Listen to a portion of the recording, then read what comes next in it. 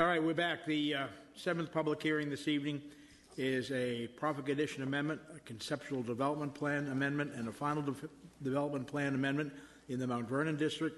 The applicant is Wesley Huntington, Landlord, LLC, and they are PC CDPA 2013-MV-001 and FDPA 2013-MV-001. You want to say something? Yeah. Mr. Magliaccio. Thank you, Mr. Chairman. I'll be handling this case in the absence of Commissioner Clark. This is a holdover from our Planning Commission snow day, and Mr. Clark had a previously planned trip that he did not want to cancel just for this one case because he's in warmer weather than we are right now. So I'll be handling it. Thank you. Thank you. Will the representative of the applicant please come forward, identify yourself for the record, and reaffirm your affidavit. Hello, good evening. My name is Rosa Estrada, and I'm here as a representative of the applicant, Wesley Huntington, Landlord, LLC, and I reaffirm the affidavit dated March 5, 2019. Thank you very much. Disclosures of the Commission. May we have a staff report, please? Mr. Runback. Thank you, Mr. Chairman. I am Jay Rodenbeck with the Department of Planning and Zoning. The subject property is located in the Mount Vernon district along Huntington Avenue within 1/4 mile of the Huntington Metro Rail Station, which is located west of the subject property. The application area includes 5 parcels totaling 1.04 acres and currently contains 4 single-family attached dwellings, a 12-unit apartment building, and an associated surface parking lot. The property is a corner lot bounded by Huntington Avenue to the north, Glendale Terrace to the south, and Biscayne Drive to the west. Vehicular access to the site is currently provided by driveways along Glendale Terrace that serve the duplex units and an entrance from Huntington Avenue which serves the 12-unit apartment building. The CDPA FDPA features 2 layout options, layout option A and layout option B. Layout option B is a layout which was approved on January 28, 2014 with the Board of Supervisors approval of RZ 2013-MV-001 for up to 139 multifamily dwelling units and up to 3,500 square feet of ground floor retail.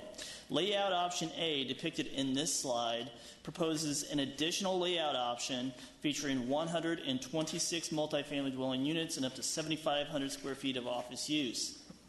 Both layout options depict the development of a 7-story single multifamily building approximately 70 feet in height, though the FAR is slightly different.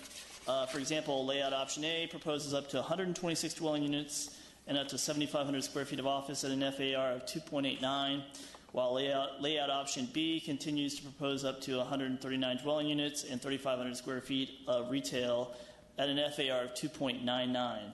No change is proposed to the previously approved footprint or exterior design of the building with this new layout option, that being layout option A versus layout option B, which was previously approved with the original rezoning. That's a very important fact to note. This is a depiction of the architectural elevations and design for layout option A and its frontage along Huntington Avenue. Under layout option A, office uses would be located on the 1st and 2nd floors of the building, while residential units would be located on the 3rd through 7th floors. This slide features a depiction of the architectural elevations and design for layout option A and its frontage along Biscayne Avenue. Vehicular access to the parking would be provided by 2 entrances along Biscayne Avenue, which are shown on the slide within the red circles, and will be located within the building and aesthetically blend in with the rest of the proposed development as viewed from the exterior of the proposed development. The CDPA FDPA depicts 179 parking spaces, including 164 residential spaces and 15 office spaces on 3 levels of the building for layout option A, including parking within the basement in levels 1 and 2 of the building. This contrasts with 191 parking spaces being provided for layout option B. Staff will note that the layout option or the layout of the parking for layout option A will not change in relation to layout option B. And we'll also note that a parking reduction was previously approved by the Board of Supervisors for layout option B, and the Department of Land Development Services has determined that no further action is required for layout option A, with that parking reduction remaining valid for layout option A. This is a landscape plan rendering for layout option A. The landscape plan for layout option A depicts a mixture of deciduous and evergreen trees located next to and within the planters located along the sidewalks and pedestrian walkways along Huntington Avenue, Biscayne Drive, and Glendale Terrace, providing a vegetative buffer along the northern, western, and southern boundaries of the property. Additional landscaping is depicted within the private courtyard on the third floor of the proposed building, which is that feature on the southern, is shown on the bottom portion of the slide. Regarding pedestrian access and stormwater management, I will note that the CDPA FDPA for layout option A does not feature any changes from layout option B. To conclude, staff finds that the subject applications are in conformance with the comprehensive plan and meet relevant zoning ordinance provisions, and recommends approval of PCA 2013-MV-001 and the associated CDPA, subject to the execution of the proffers consistent with those dated March 13, 2019. Staff also recommends approval of FDPA 2013-MV-001, subject to the proposed development conditions dated February 6, 2019, and the Board of Supervisors' approval of PCA 2013-MV-001. And due to no change being proposed to the site, with the applicant seeking to change the ratio of uses within the building, staff recommends approval of the waivers and modifications requested by the applicant for reaffirmation, which you have all have a sheet of. I will note that in response to written public comments from Kathy Ledeck, the tree commissioner for the Mount Vernon district, requesting the applicant make a commitment to 100% native vegetation, the applicant has revised the proffers and added proffer 13B, which will require diverse selection of only native and non-invasive plants be provided to encourage native pollinators and reduce the need for supplemental watering and the use of chemical fertilizers, herbicides, and chemical control of harmful insects and disease. And these revised proffers were distributed to you. And that concludes my presentation. Thank you very much. Thank you very much. Are there any questions? Maybe hear from the applicant, please. Good evening again. My name is Rosa Estrada with Wesley Housing.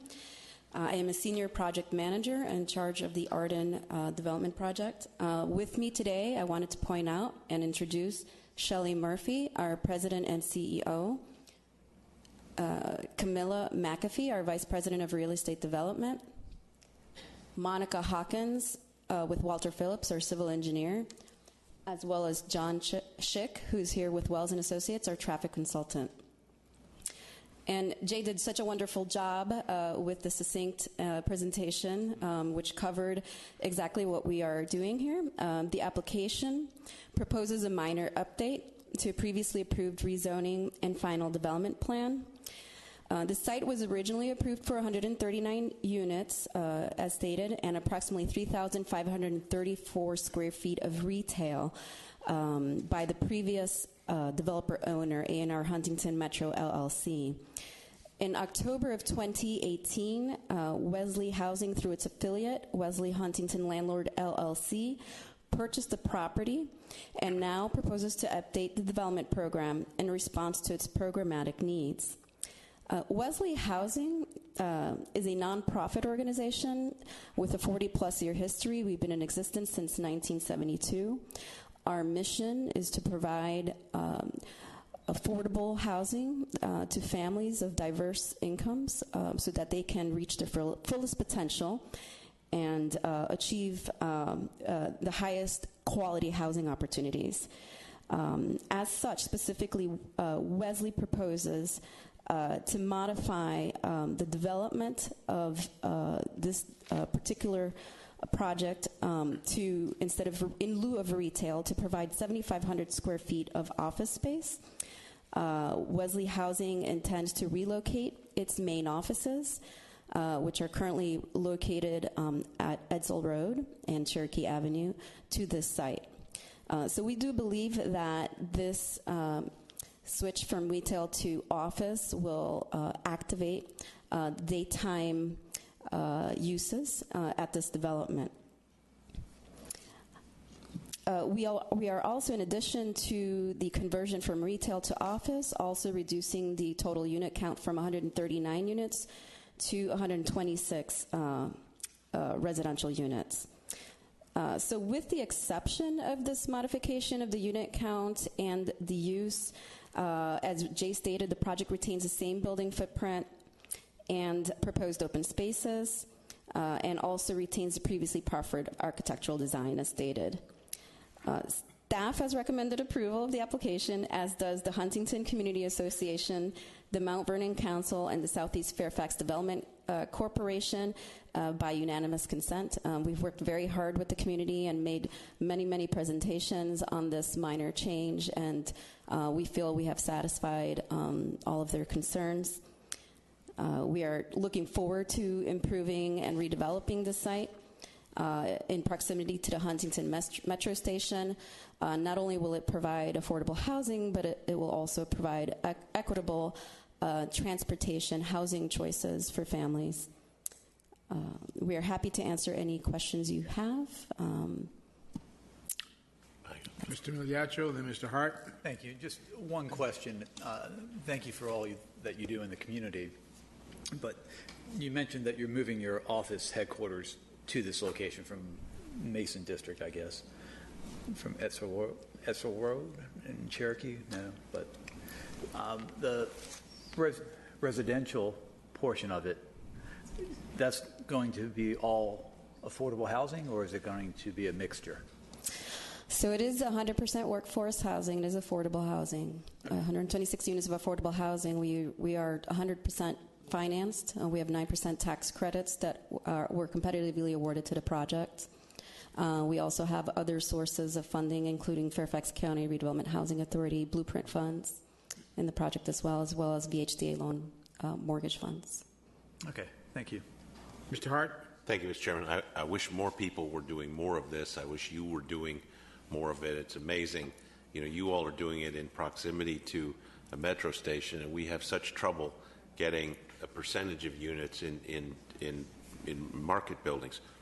I don't have a problem with what you're requesting. I have a couple questions about it, and I have a couple questions about what we did in the prior approval. I remember this case because this was one of a very few where it was a PRM, and we waived the size of the building, and there were some waived the size of the lot to do the building, and there were some difficulties getting a building with enough critical mass on a site that was as small as this. And one of the problems that I had, and I'm wondering, this is question number one, the retail didn't make sense to me in the previous iteration because it didn't seem to me that anybody going there could park. They would have to either walk from the metro to get to it. I thought it'd be very unlikely, depending on what the retail space was, that anyone would ever want to be a retail tenant and just depend on people who happen to be walking by on the sidewalk,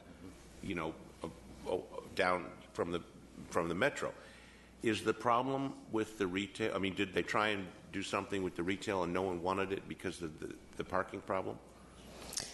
Did that pan out, I guess? No. Did you want to address that? Or?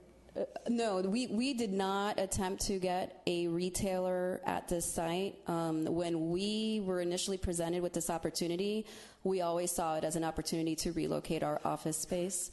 To answer your question about the retail, you know, we do believe is challenged in that particular location, especially with the retail strip that's next door that has not yet been redeveloped.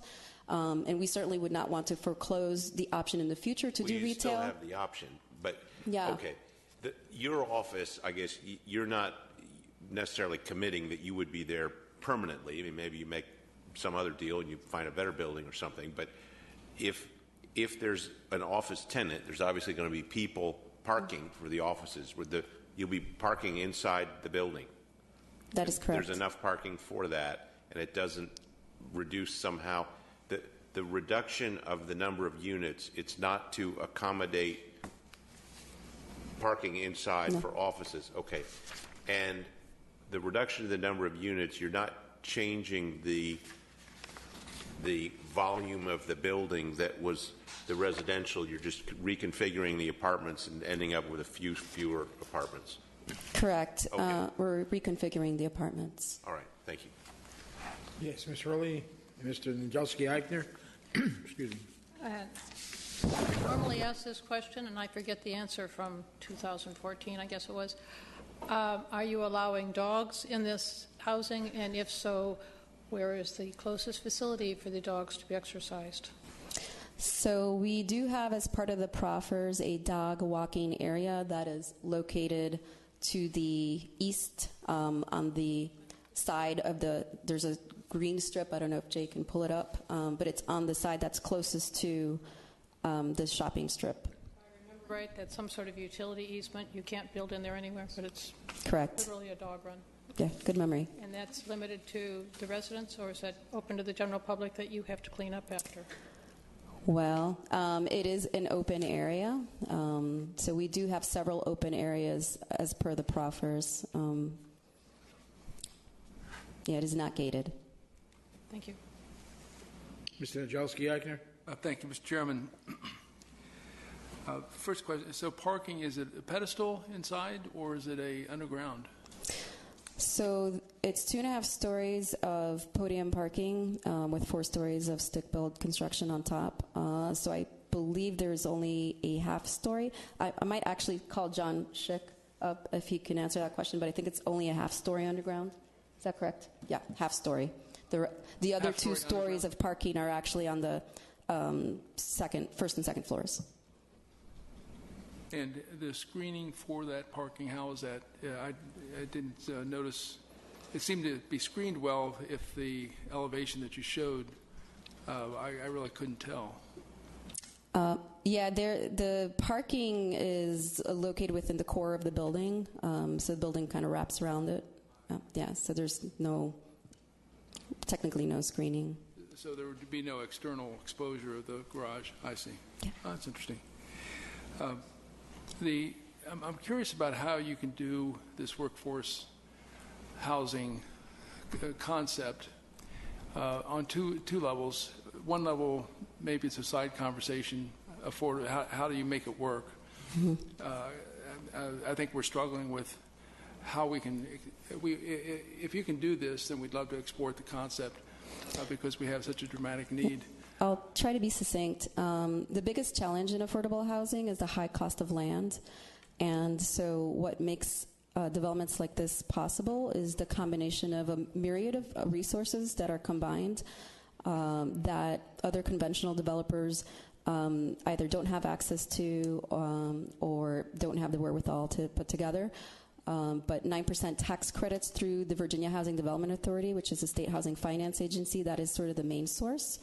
We still do raise first mortgage debt, just as any other developer would, but it's combined with soft gap financing sources, or second mortgages, if you will, that are structured. So it's structured a little bit differently than a market rate conventional development would be. But the land is a factor. Somehow you've achieved the land value that allows you to build this as well. At this, well, it's a different conversation. It has nothing to do with it. It's the value of the high gap financing sources that make it possible, because they make up the gap between the first mortgage debt and the total development cost, which land is part of that. All right. Yeah. When you are looking, when you advertise for people to use at least or to rent to, you call it workforce housing. How do you manage that? How do you limit the use to that affordable, to make it affordable for that particular group? And because if it's affordable for that group, it could be affordable for all, right? I mean, how do you? So yeah, it's a good question. There are income limitations.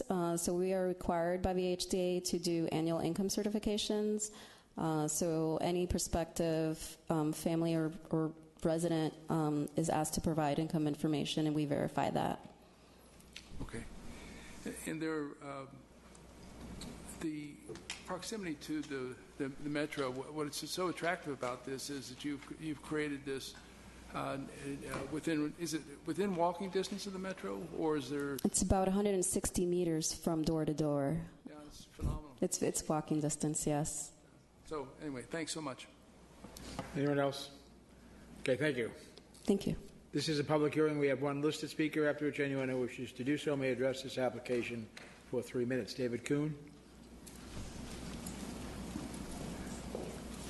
Thank you. Good evening. So I rise in support of this. How do you make it work? Victory at Mount Vernon Drive. So any perspective. Across the street from this property is called the Farrington Place. Thank you. Good evening. So I rise in support of this. My wife Could and you I. identify yourself for the record with your name and Oh, address? I'm sorry. I'm David Kuhn. I live at 2400 Huntington Avenue, directly catty corner across the street from the subject property. My wife and I have lived there since 2002. So we've watched with great interest over the years the development plans for this. So we are definitely supporters of workforce housing and affordable housing in Fairfax County. We're supporters of transit-oriented development. That's why we bought our house so close to the metro. But we have a couple of concerns. I had previously submitted an email to the commission with some of my written concerns.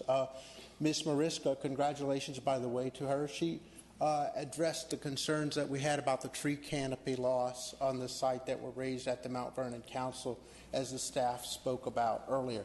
So my two biggest concerns are traffic and parking, and I can distinctly remember Mr. Hart discussing the parking when A&R, the previous developer, in 2014. It was a very contentious discussion, and I believe that the Commission and the Board of Supervisors made a parking change as a last-minute condition of approval for this.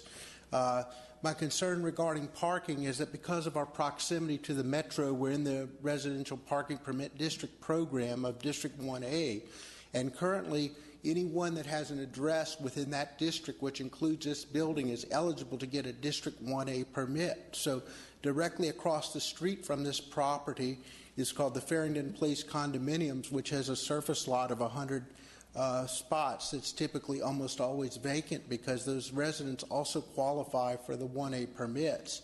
And so they park on the street to be a block closer to the metro.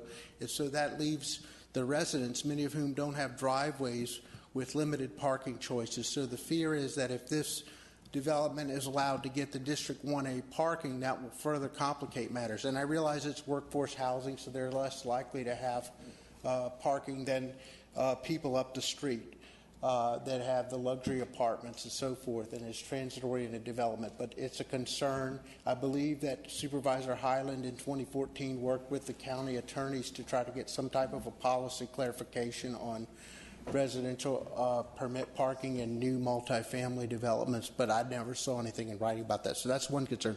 The other concern is that everyone that lives north of Huntington Avenue on the streets of Farrington, Biscayne, Victory, and Mount Vernon Drive, the only way they can make a left-hand turn onto Huntington out of the neighborhood as a means of egress is through the intersection that is at this apartment. There's two streets that egress to Huntington.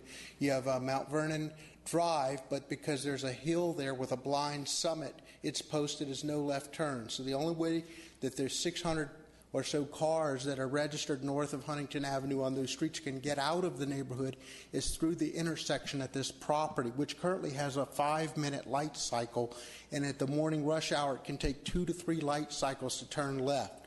So any additional vehicle traffic coming from the other way from this development could make it even more difficult to make a left turn out of the neighborhood. I realize that county staff, and Jay alluded to it, determined that there was not really, the last parking traffic study rather was in 2011, and that was before the addition of the Parker, which is a luxury apartment building up the street that added several hundred units with more traffic. So The vacancy rate of the homes in our neighborhood has gone in half of what it was 10 years ago, so there's more traffic in that regard. So there's more traffic all around, and yet it's already a problematic intersection at this site. So anything that could be done to look into that would be appreciated. Thank you very much. Thank you, sir. Chairman. Mr. Migliaccio? Can staff just address his concerns about the parking permit and the 1A? Just, was there an, because I know that we had an issue with this with Mr. Hart and we all that were on the commission the last time about this building adding additional parking for the street parking, taking up the street parking. Is that still a concern for staff or? No. No. Yeah. So that's been resolved perfectly? It's not my understanding that there's a problem. I was just running the quick numbers on the number of parking spaces. They're at like a 1.4. Typical multifamily is 1.6. We're like 100, I forget how many feet away from the metro station. This is well within the policy of reducing parking at levels at like 1.2 is what we're kind of looking at based on numbers of bedroom counts and stuff. So there's more than enough parking for this use at this location. Okay, internally. Internally, yes. Thank you. Mr. Chairman, yeah, I think that if I'm understanding the concern, and it might not be, it isn't so much the number of spaces, it's that the more desirable spaces are available only to the residents, and they're the ones that would get taken up first, and that some other people would have other choices.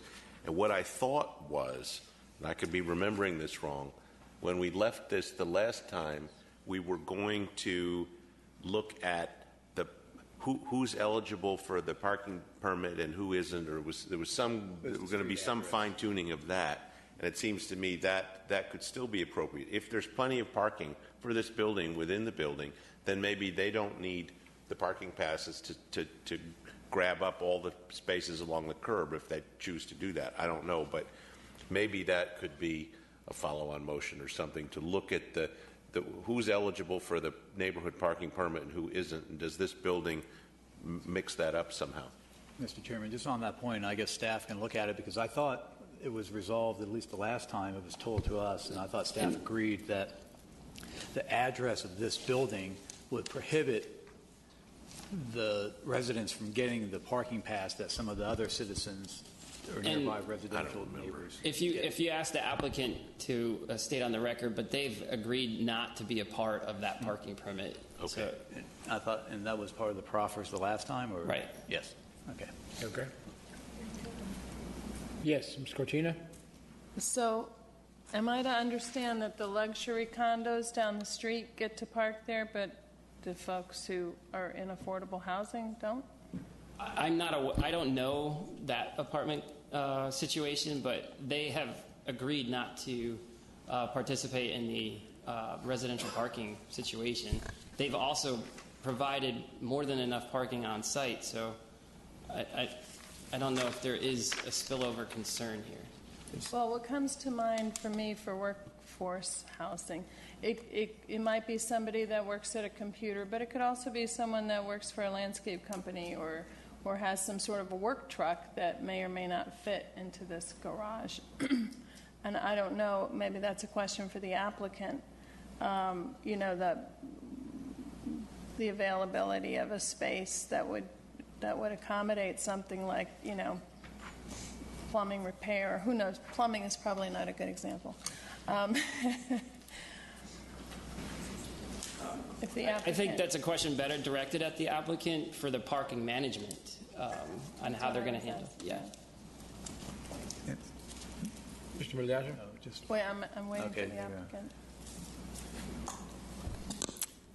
So we did agree to not be part of the permit parking program. It was a concern that we heard many, many times from our, as a result of our community meetings, and we do feel that the parking will be sufficient. I do hear your concern with regards to large vehicles. We will look into that as far as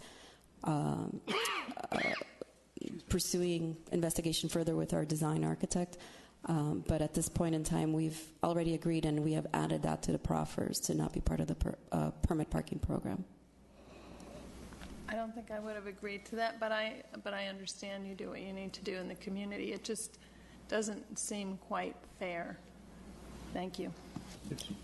Just, that was a new proffer added rather than a carryover from the previous? I believe that was an ad. I don't believe that was there previously. I could be wrong, but Jay might have to correct me. Okay. Mr. Early? Oh, I'm sorry. I just want to find out, because it goes to what Commissioner Cortina was talking about, if they're adding it on or if it was a carryover, because there was some contention on their original plan because they weren't workforce housing. They did the bare minimum on that. So. Okay. Okay. Well, then I guess we can. Ms. Cortina? I mean, Mr. Early? Thank you, Mr. Chairman. When most of these type facilities where we have underground parking and limited and all that kind of stuff, we have long discussions, especially in Reston. Do you have to pay extra for it? Now, in this entire unit, this entire facility is workforce and affordable housing. So is everybody going to have to pay extra for a car, or does everybody guaranteed a free parking space that close to Metro? Sounds like a quick way to make some money, just by renting out your guaranteed space. So how are you working the parking, the payment for it? The parking will be included as part of the rent. We will be creating a parking management plan with Wells & Associates. I don't know if they want to provide technical details on that, but every resident who asks for a parking space will be given a space. If there are additional spaces, they may be given 2 spaces. That's going to be on a first-come, first-served basis. But we cannot, per tax credit rules, charge more than 30% of their income in rent, including parking spaces. But we will be managing that very closely. Okay, when you manage it very closely, again, I ask, you give me free parking space. I'm right across the street from Metro, so I don't even have a car. What is to prevent me from renting out my parking space for hundreds a month? Access. They will need a fob to access the property. When I rent out my space, I give them my little parking sticker or beeper or whatever it is to get in. How are you going to monitor that? I'm going to defer to, if you don't mind, to Shelley Murphy, who is our president and CEO, and she also oversees the property management side. I'm on the development side, so I think I'm going to defer to her. She's on the affidavit? Yes, she's on the affidavit. We've had problems before with that. Yeah, she's on it. Mr. Chairman, Mr. Mediaccio? Just on that point, I think the last time, I don't want to, the Huntington Metro, I think that is one of our least utilized parking garages that we have, if I recall. I don't think it fills up. So as part of, I'm Shelley Murphy, I'm the president and CEO of Wesley Housing Development Corporation, and our closely held affiliate, Wesley Property Management Company, will be managing this property on our behalf. As part of what we do from a property management standpoint is we do parking management as well. So once the requirements are laid out, then it is the responsibility of property management to administer those. If it is a fob system, that fob system they can't give to other people because it also gives them other access to the building, and we track the fobs. So that's one way. We can also do stickers or other things as we need to if this becomes an issue. So, we manage the parking at all of the other 19 properties that we manage, and we'll certainly do that here as well. Thank you. Mr. Carter? One quick question. We're all enamored with affordable housing. What is the definition of affordable housing? We deal with these AMI 80, 100, and 120. So what is the affordable housing for this project? For this project, it is, in general, affordable housing as we think of it in terms of our mission is up to 80% of AMI. Because of the blueprint funding restrictions, this property will be up to 60% of AMI. Very good. Okay, thank you very much. Is there anyone else who would like to address this application? Okay, I think we've had closing. Who? Did you say? No. Oh, okay. Closing comments from staff? Yes. So to answer Commissioner Migliaccio's question about the residential parking district, Proffer 23B is a carryover proffer, which does indicate that the applicant will coordinate with FCDOT to modify the boundaries of their eligibility for and prohibit their ability to park in the spillover neighborhoods. Okay, so yes, it's a carryover proffer. Okay, so it's not something that's being imposed upon them. As the community wanted this before. So. Okay. Okay. Final questions, comments from the commission? Not the public hearing is closed. Recognize Mr. Migliaccio. Thank you, Mr. Chairman. Again, I am pinch hitting for Commissioner Clark on this application. I want to thank and Mr. Clark would like to thank our professional planning staff for all their work, Wesley Housing for all of their willingness to work with the community, and the Mount Vernon Council and the Huntington community for all of their work to get this to where we are tonight. That being said, I just want to touch on a couple of items. I mean, this is a simple change in the option. It's going down in units and providing 126 units in a multifamily building, which keeps the same footprint. As we just heard, is 60% AMI is the maximum for any of the units, which is very good, especially if you're this close, a stone's throw from the metro. It replaces the the retail with 7,500 square feet of office, which will become the headquarters for Wesley Housing, which is great that they can have their workers come there via metro rather than take a bus or take a vehicle. This applicant is the leader in providing affordable housing and plans to do so at this site, and that's awesome. I think Commissioner Clark wanted me to just reemphasize that. Mr. Chairman, I do have a few motions to make this evening, if I can find them.